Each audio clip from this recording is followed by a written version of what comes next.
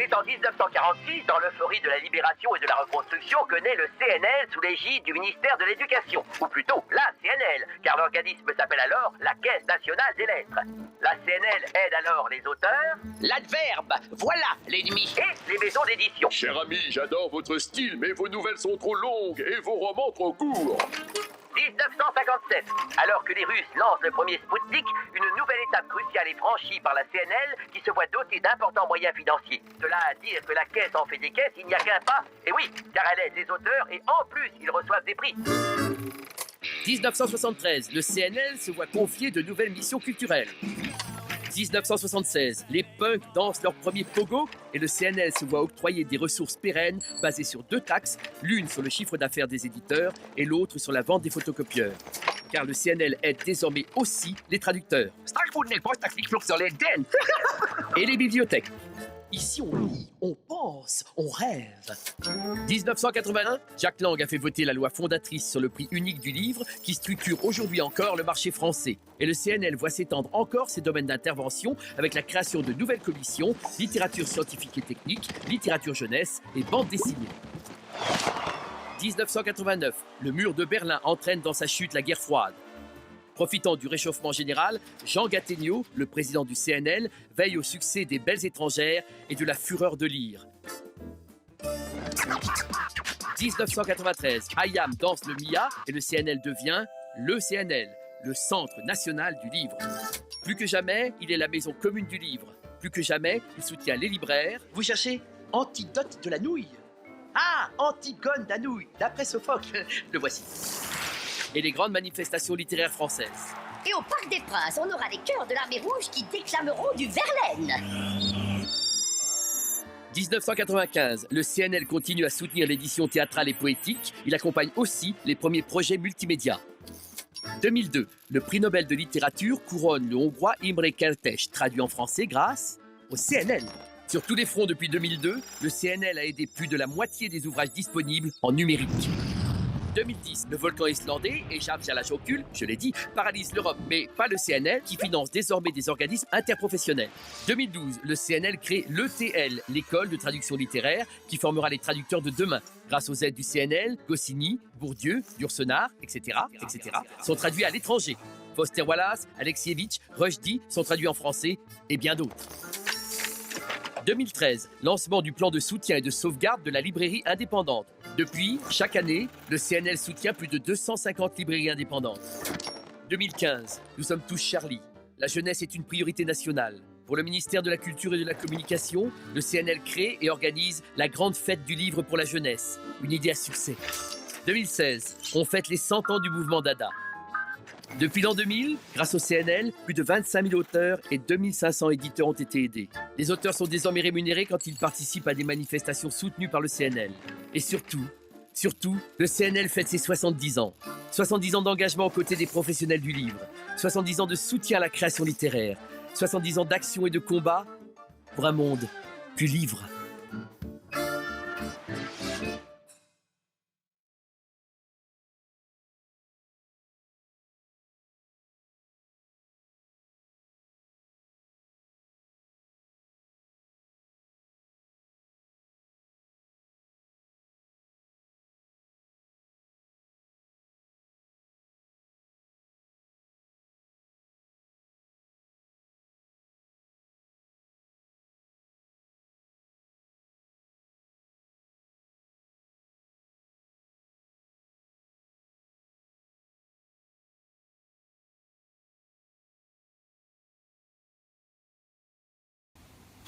Salut Tandem, salut Nevers. Je vous adressais quelques mots pour répondre à la question que l'on m'a posée.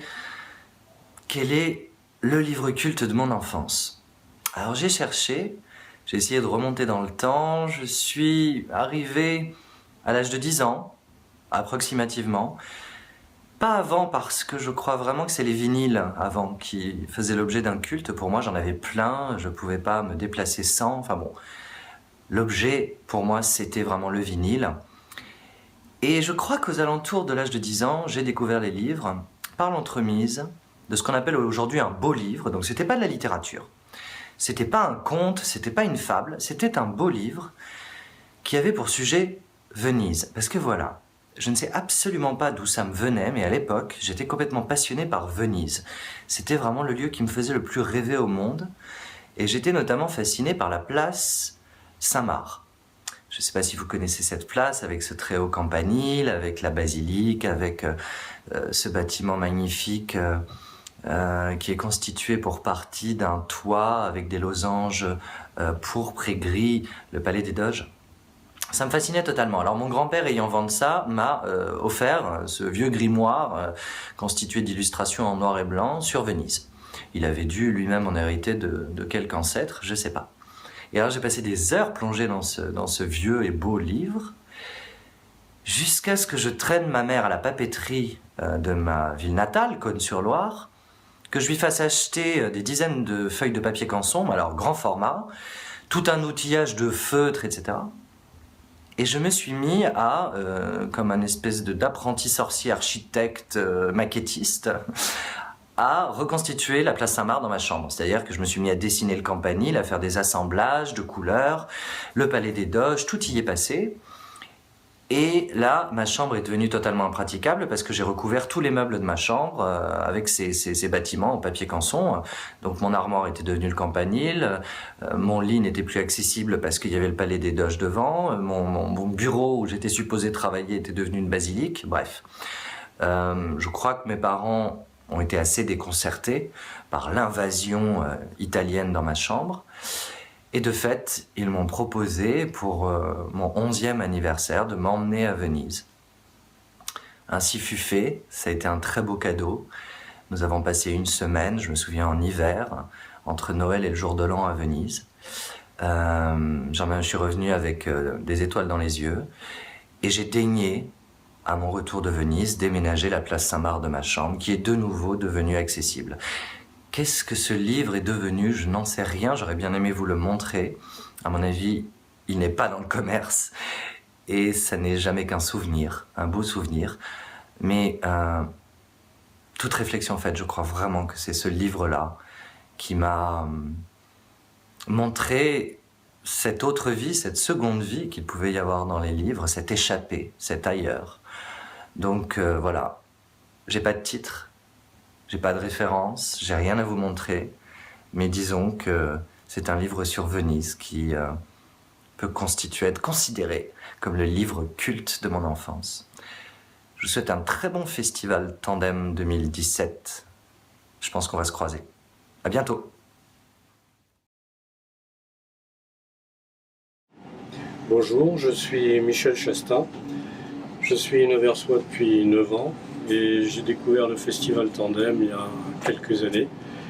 J'ai été très impressionné parce que j'y ai entendu beaucoup de choses, c'est-à-dire que j'y ai entendu des mots qui étaient sur des livres et aussi des chansons qui en dépendaient. Et cela m'a donné beaucoup d'envie et surtout ça m'a fait revenir en arrière à une époque où j'ai commencé à lire. Je n'étais pas enfant, je n'étais pas encore adolescent, mais j'étais entre les deux. Je devais avoir 14 ans à peu près. Et j'ai découvert ce livre, qui est Paroles de Jacques Prévert. Pourquoi ce livre? Eh bien, tout simplement parce que, à travers cette écriture où la poésie se mêle avec l'écriture plus traditionnelle, il y avait un éventail de choses qui se présentaient à moi, et des choses qui étaient complètement nouvelles. Dans le sens où, pour moi, la poésie, c'était Victor Hugo, c'était Verlaine, des noms que j'avais entendus, mais que je connaissais à peine. Et puis quand j'ai commencé à lire, que j'ai vu la diversité des sujets qui étaient abordés, et puis surtout le contenu de ces poèmes ou de ces textes, alors là, j'ai commencé moi-même à m'intéresser à la littérature, à la poésie, et c'est donc le point de départ de toute une existence à travers Jacques Prévert, qui était aussi un homme de cinéma, qui était aussi un homme tout simplement, et qui a vécu longtemps, et qui a marqué son époque, et qui a marqué la mienne par la même occasion. Voilà, c'est très simplement dit, mais c'est très profondément, sincèrement, le livre de ma vie. Alors le livre de mon enfance, ce n'est pas un monument de la littérature, mais c'est vraiment fondateur parce que c'est le livre qui m'a vraiment donné envie de lire. Je vais vous expliquer pourquoi. Mon père me lisait ce livre quand j'avais peut-être 5 ans, 6 ans maximum. En tout cas, je ne savais pas lire. Et j'étais fascinée par ces petits caractères noirs dans le livre qui étaient incroyablement mystérieux. C'était pour moi des pattes de mouche. Mais j'étais fascinée par le fait qu'on puisse décoder ces caractères et relater une histoire. À tel point que je ne faisais, alors pardon aux illustrateurs, mais je ne faisais pas du tout attention aux illustrations du livre. J'ai appris depuis à apprécier les illustrations et je trouve que les livres pour enfants sont de plus en plus magnifiques. Mais c'est voilà, ce qui me fascinait, c'était cette espèce de messages chiffrés et c'est vraiment ce qui m'a donné absolument envie de lire. Alors il y a quelques années, j'ai retrouvé ce livre dans une brocante. Ça, ce n'est pas le livre original de mon enfance. Ça m'a fait un effet de Madeleine de Proust. D'ailleurs, ce n'est pas un hasard parce que le livre fondateur de ma vie d'adulte, c'est La recherche du temps perdu. Comme quoi on peut passer du manège enchanté à La recherche du temps perdu. Et je l'ai acheté en espérant qu'il ait le même effet miraculeux sur mon fils, qui lui donne envie de lire. Bon, c'est un peu raté. Mais voilà, ce que je veux dire à travers ça, c'est que l'important c'est de lire, n'importe quoi, mais de lire. Et puis ensuite, on affine sa curiosité, on va vers autre chose et on découvre un monde incroyable avec la lecture.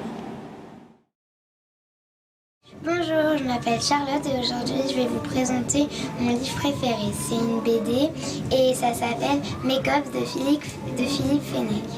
Alors j'aime bien cette BD parce que je trouve que les dessins ils sont bien réalisés, que l'histoire est drôle et voilà. Et c'est l'histoire d'une bande de copines qui vont toutes ensemble, qui se disputent et qui se réconcilient. Dans cette BD il y a 6 tomes et j'attends avec impatience la 7e qui va sortir en avril. Voilà, j'espère que ce que je vous ai dit ça vous donnera envie de lire cette BD. Salut! Alors moi j'ai choisi La fortune de Gaspard. C'est un livre qui m'a beaucoup marqué quand j'étais enfant. Bien sûr parce que c'est le premier livre que j'ai lu en entier, mais aussi parce que c'est pas n'importe quel livre, c'est quand même un livre avec des impressions brillantes sur la couverture, un intérieur magnifique, brillant aussi, un petit marque-page et des reproductions de gravures anciennes. Et puis c'est un gros livre, donc j'étais très fière de l'avoir lu en entier. Mais bien sûr c'est aussi le contenu qui m'avait touchée en fait, puisque c'est la réussite sociale d'un garçon pauvre et donc c'est un peu le triomphe du travail et des bons sentiments. Et j'avais trouvé ça vraiment incroyable et plein d'espoir. Et puis ce livre, ce qui me plaît aussi, c'est il porte les stigmates de ce qu'il a vécu. Donc j'avais un tampon avec mon nom qui était dans le bouquin. Et il y avait quelque chose qui est tombé par terre, donc je me baisse. Voilà. C'est-à-dire que quand j'étais gamine, je jouais à la bibliothèque. Donc dans mes livres, il y a les fiches de bibliothèque qui sont encore. Donc celui-là n'a été emprunté qu'une fois, comme on voit, mais bon voilà.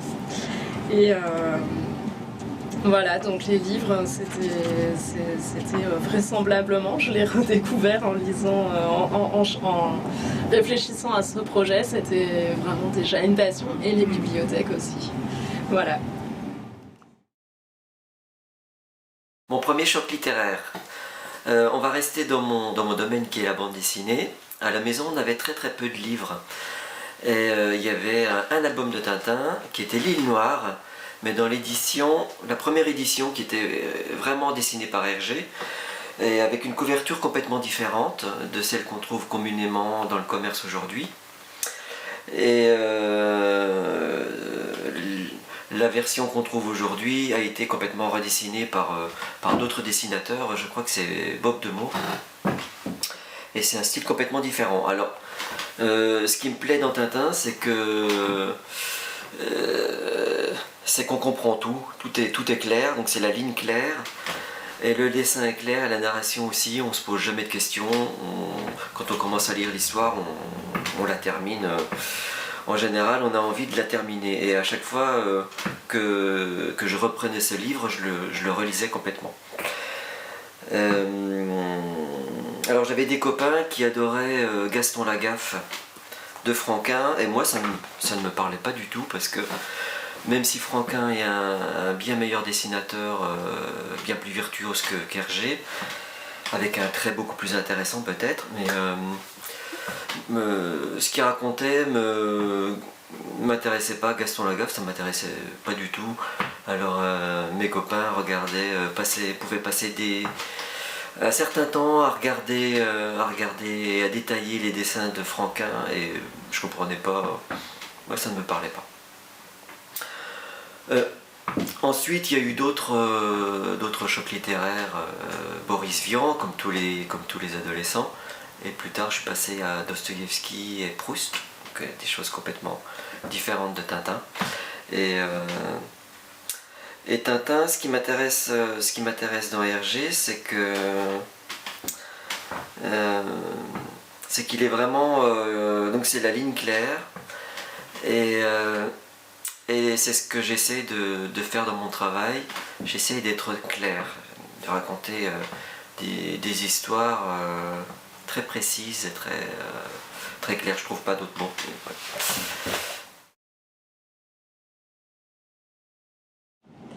Bonjour, moi je voulais partager avec vous le livre donc, de Thistou et les pouces verts, qui est un livre que j'ai lu petite et qui m'avait beaucoup émue par son écriture qui est très poétique et par son sujet.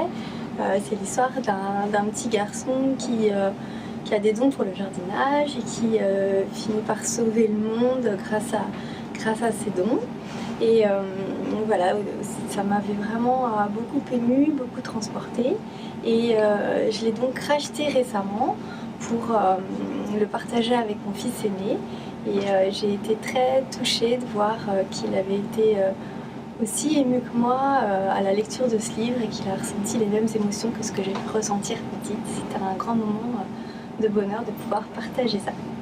Donc voilà, donc c'est Thistou et les pouces verts de Maurice Druon.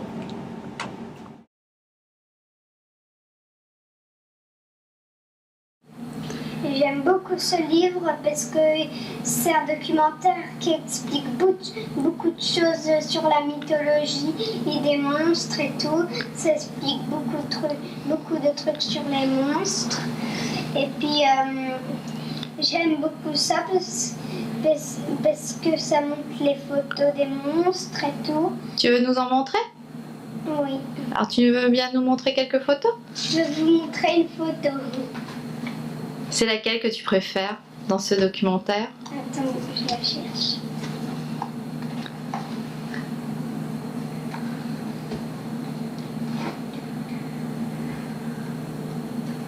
Et tu peux nous en parler de ton livre, hein ? Tu l'aimes beaucoup ce livre à la bibliothèque ? Oui. Tu l'as déjà emprunté combien de fois ? Je sais pas. Je m'en souviens plus, mais je l'ai emprunté beaucoup. Et puis il y a plein de trucs, même en regardant les images, c'est très intéressant à regarder.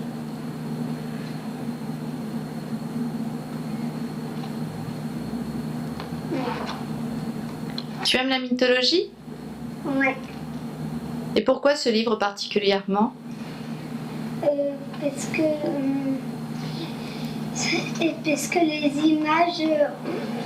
les images, elles sont très intéressantes. Et tu veux bien nous montrer la première page, la couverture ? Ou tu cherches ton image préférée ? Attends, je vais vous montrer la couverture. Ouais. Nous les monstres. Et celle que tu préfères, l'illustration que tu préfères, alors tu veux nous la faire découvrir ? Oui. Celle-ci.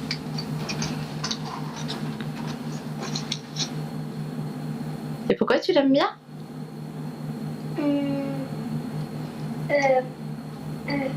Parce que les monstres sont géants. Et puis, j'aime bien parce qu'ils sont impressionnants.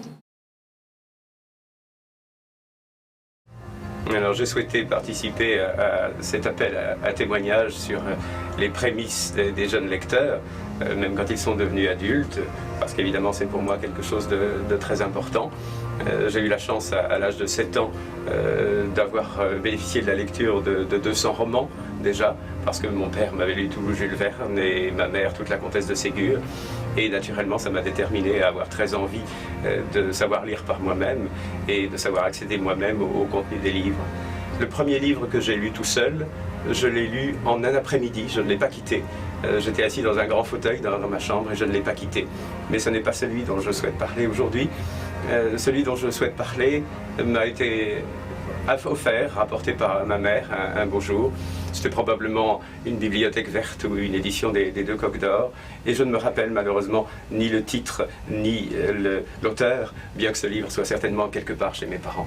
C'est l'histoire d'un jeune physicien, un jeune savant, qui a trouvé le moyen de mettre au point une machine à enregistrer, à détecter puis à enregistrer les reflets qui se sont mirés dans les miroirs anciens.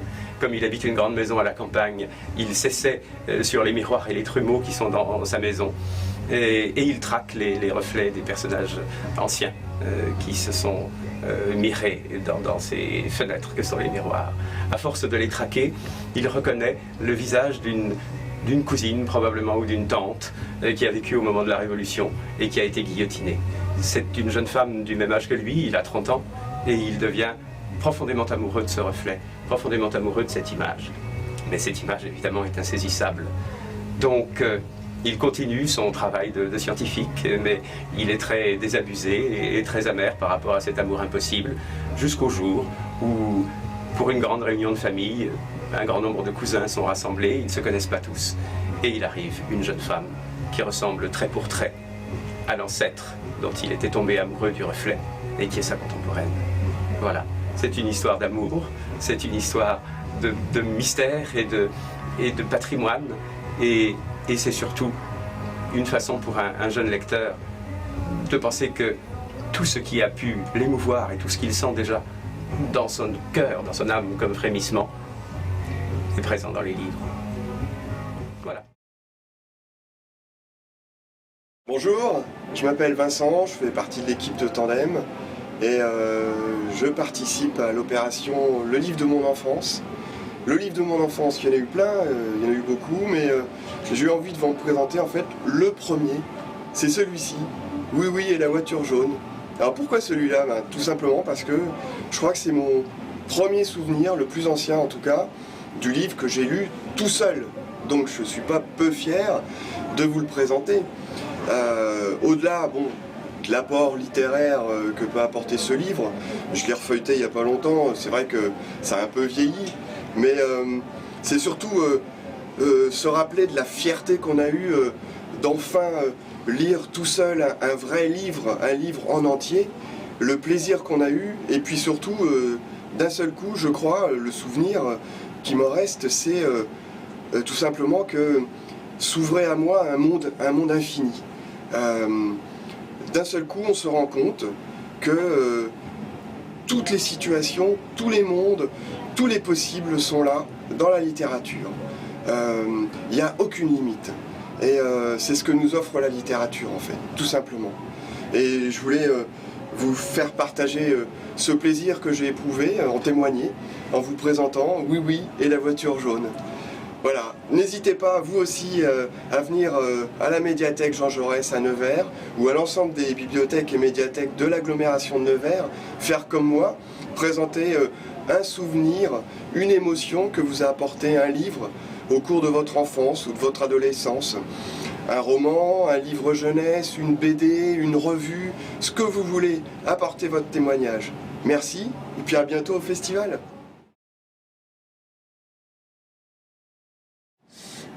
Bon, quand il a été question de parler du livre de son enfance, ça a été immédiat, ça a surgi vraiment dans ma mémoire. Un livre qui m'a énormément marqué pendant mon enfance. Je pense que je devais avoir à peu près dans les 8, 10, 12 ans à peu près. Mais comme je l'ai lu de nombreuses fois, Donc voilà, ça doit être à la fin du primaire, au début du collège. Ça s'appelle Le Petit Roi 10. En fait, ce livre m'a poursuivi, je l'ai lu donc très souvent. Ce livre m'a vraiment poursuivi pendant des années parce que il racontait une histoire qui était à la fois une légende, mais en même temps une histoire qui pouvait être tout à fait vraisemblable. Il s'agissait de... Alors, il y avait les deux principaux personnages, c'était deux enfants, auxquels vraisemblablement, bon, je me suis identifiée, des enfants qui avaient 12-13 ans à peu près. Et en fait, l'histoire, ça raconte à la fois une légende et une exploration scientifique très, très bien documentée sur la soi-disant disparition d'une ville qui s'appelait la ville d'Is. Alors, en Bretagne, il existait la légende de la ville d'Is qui avait été engloutie par la responsabilité de la fille du roi. Je vais lire juste le petit passage. Voilà.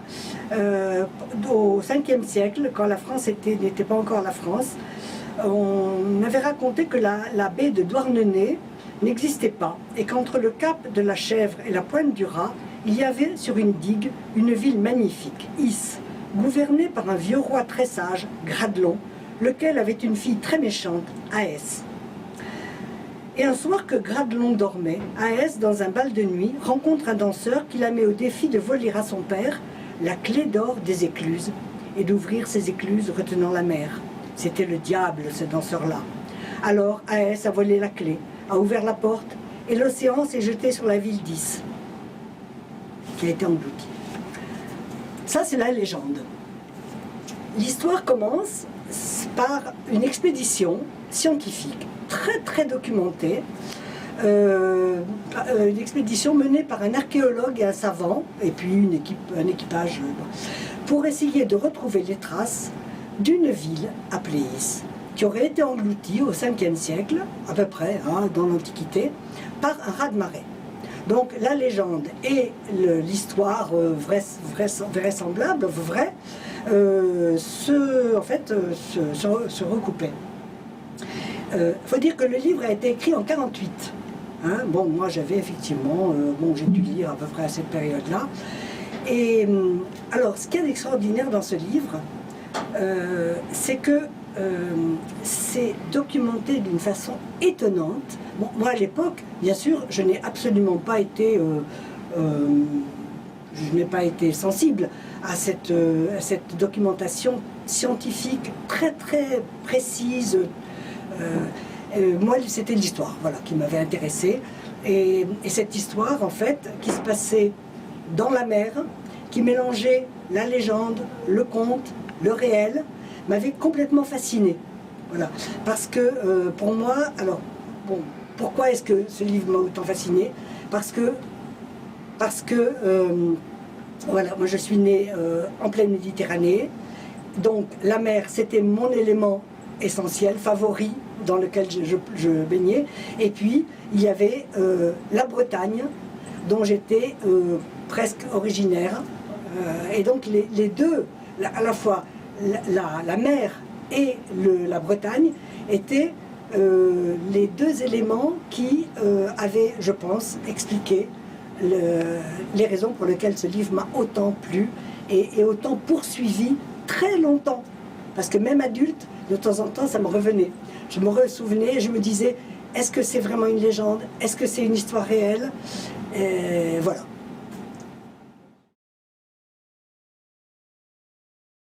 Quand la chèvre blanche arriva dans la montagne, ce fut un ravissement général. Jamais les vieux sapins n'avaient rien vu d'aussi joli. On la reçut comme une petite reine. Les châtaigniers se baissaient jusqu'à terre pour la caresser du bout de leurs branches.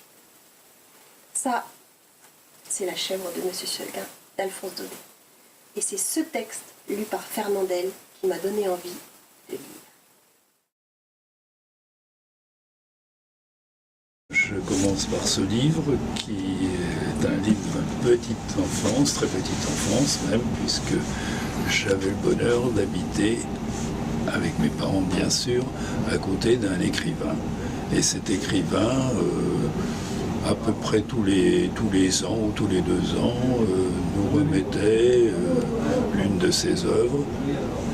Et notamment ce livre que j'ai amené qui s'intitule Légende d'Alsace. Cette dame était également originaire d'Alsace, mais en même temps du Berry de par son mari, qui est décédé très tôt d'ailleurs. Et j'ai aussi des légendes du Berry que je n'ai pas emmenées aujourd'hui, je me suis contenté des légendes d'Alsace. Et cette dame avait comme particularité d'avoir une demi-douzaine de chats. Et lors de nos anniversaires, par exemple, parce que dire que nous habitions donc dans une allée qui conduisait à 4 petites maisons, dont celle de cet écrivain qui était un peu plus important, avec un joli bow window.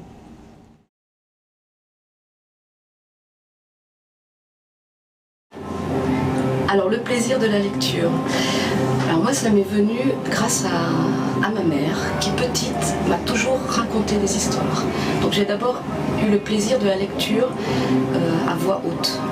Et puis après lorsque j'ai su lire, j'ai lu les petits albums, tout ça, mais ce qui m'a vraiment marqué c'est Fantomette. Alors Fantomette ça a été ma première lecture, je dirais enfantine, mais avec tous les rêves, toutes les identifications qu'on cherche vers 6-7 ans. Et après, ça continue sur d'autres livres, mais vraiment Fantomette, elle a fondé mon plaisir de la lecture. J'ai été intéressée, émue, j'ai eu envie d'être comme elle, et puis en même temps, voilà, donc le rêve, et puis le voyage intérieur, qui après s'est continué à travers beaucoup d'autres lectures. Donc voilà, moi, mon premier émoi littéraire, c'est Fantomette.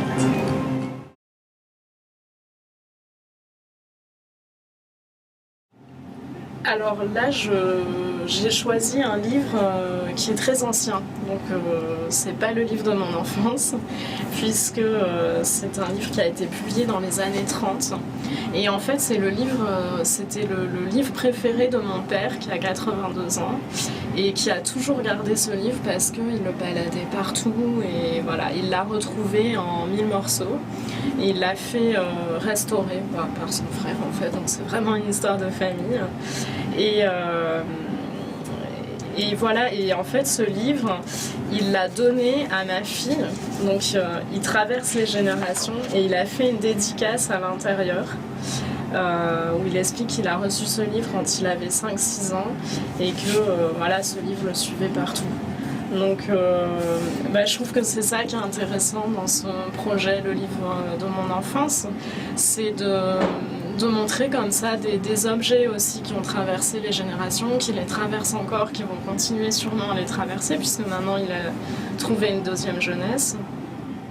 Et avec toutes les émotions qu'on a pu ressentir, qu'on a pu vivre. Et c'est donc aussi un peu l'histoire familiale qui se transmet à travers ces objets. Alors, il s'agit donc de dire en 2 minutes, ce qui n'est pas beaucoup, le livre de notre enfance dont on pourrait se souvenir. J'ai cherché et je n'ai pas trouvé. Je n'ai pas trouvé parce que, en fait, le livre, c'est-à-dire par exemple un roman ou des poèmes de mon enfance qui m'est venu immédiatement, ce n'est pas un livre, c'est un dictionnaire. Et c'est le dictionnaire Larousse en 20 tomes, je crois, 20 volumes du dictionnaire Larousse avec une couverture verte et, il me semble, des lettres dorées sur la tranche, et puis également cette femme qui souffle sur une fleur de pissenlit, et il y a peut-être écrit je sème à tout vent, mais je n'en suis pas sûre. Pourquoi est-ce que c'est ce livre qui m'est venu en premier et immédiatement, et qu'ensuite, bien que j'ai cherché, je n'ai pas trouvé de quel autre livre je pourrais parler? C'est que ce dictionnaire, je peux dire que c'est un livre qui m'a sauvé la vie. Il m'a sauvé la vie parce que, alors que j'étais en train de travailler à mon bureau, je me suis levée, j'ai pris ce dictionnaire dans l'étagère qui était près de la fenêtre, je l'ai ouvert sur mon lit, je me suis penchée pour regarder un mot, je ne me souviens plus quel mot, mais c'était un mot qui commençait par E. Je ne sais plus si c'était du français ou bien si je faisais une version latine par exemple, mais je me suis penchée et puis plus rien. Je suis née à Alger et j'ai vécu donc cette guerre abominable, comme toutes les guerres, où il convient de s'en prendre aux civils et aux enfants. Et donc cet attentat qui a été perpétré par l'OAS est survenu dans l'année 62.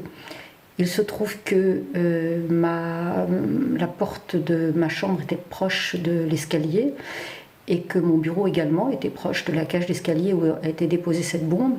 Et donc, en me levant et en allant chercher ce dictionnaire et en me penchant au-dessus du lit qui lui aussi a disparu comme mon bureau dans les décombres, eh bien que je sois partie avec cet effondrement, il se trouve que, alors que des jours plus tard, mes parents sont venus chercher dans les gravats des objets, tous les dictionnaires, tous les volumes ont été retrouvés, sauf le volume de la lettre E. Et je me suis dit que lui a disparu et que moi je suis ici aujourd'hui pour parler de ça. J'ai oublié absolument tous les livres antérieurs et ceux d'après aussi. Et je ne me souviens en fait que d'un livre qui a été un émerveillement pour moi. Je devais avoir entre 17 et 19 ans et c'est Le Rouge et le Noir. Voilà. Voilà ce que les livres de mon enfance me suggèrent.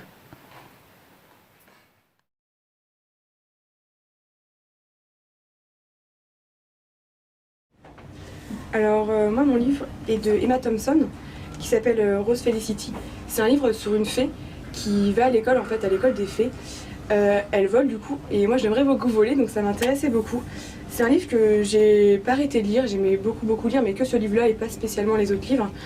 Je l'aimais beaucoup notamment dans le fait parce qu'il a beaucoup de petites languettes, de petites choses cachées, ce qui était super intéressant et attrayant pour un enfant. Et en fait c'est l'histoire d'une fée qui va à l'école, qui doit trouver son métier et tout le monde trouve à peu près son métier, la fée des dents, la fée des fleurs, quoi que ce soit, elle ne trouvait pas son métier, elle aidait simplement les autres à trouver le leur.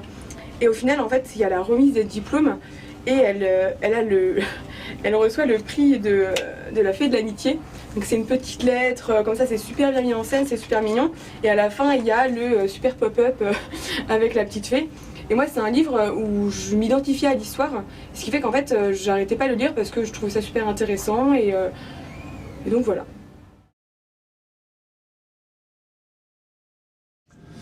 Salut, c'est Nico. Je voulais participer à cette super initiative de Tandem, sauf que moi, quand j'étais petit, je détestais lire. Et donc c'est pour ça qu'aujourd'hui je vais présenter un disque qui a bercé mon enfance. C'est Deep Purple, même si là il n'est pas franchement question de berceuse.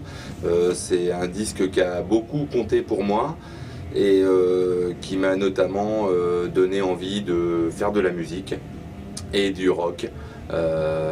Voilà, c'est un truc, mon père écoutait ça quand j'avais 7-8 ans et c'est quelque chose qui m'a marqué. Un album exceptionnel avec des musiciens exceptionnels et j'ai toujours eu comme exemple ce fabuleux guitariste qui est Ritchie Blackmore et voilà, c'est ce qui m'a donné envie d'écouter du rock'n'roll et d'en jouer. Voilà, salut! Donc le livre de mon enfance, c'est Lettres d'amour de 0 à 10 ans de Suzy Morgenstern. Je l'ai lu à l'âge de mes 9 ans. Ma maîtresse, lorsque j'étais en CM1, nous a fait travailler sur plusieurs extraits. En fait, j'avais beaucoup aimé et je l'ai retrouvé par hasard dans une brocante, donc je l'ai tout de suite acheté. C'est l'histoire d'Ernest, donc un jeune homme de 10 ans qui n'a plus de parents car sa mère est décédée à sa naissance et son père est parti de douleur. Il vit chez sa grand-mère, donc qui est quelqu'un de monotone et austère. Un jour, Victoire, donc une fille qui arrive dans sa classe, se lie d'amitié avec lui et provoque une tornade de bonheur dans sa vie. C'est le premier roman que j'ai lu en entier et qui m'a le plus envoûtée.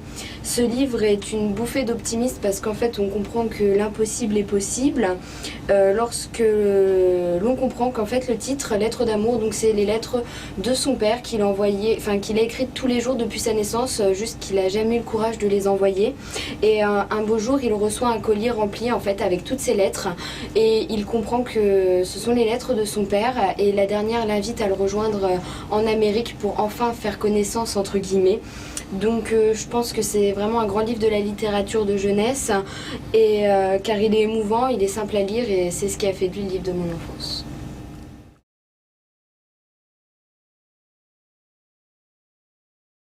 Alors mon livre préféré c'était les histoires de Marlène Jobert. Parce que quand j'étais petite, j'aimais pas du tout lire. Du coup, ma mère m'achetait des livres audio. Et Marlène Jobert, c'est vraiment quelque chose qui a bercé mon enfance parce que je l'écoutais vraiment tout le temps.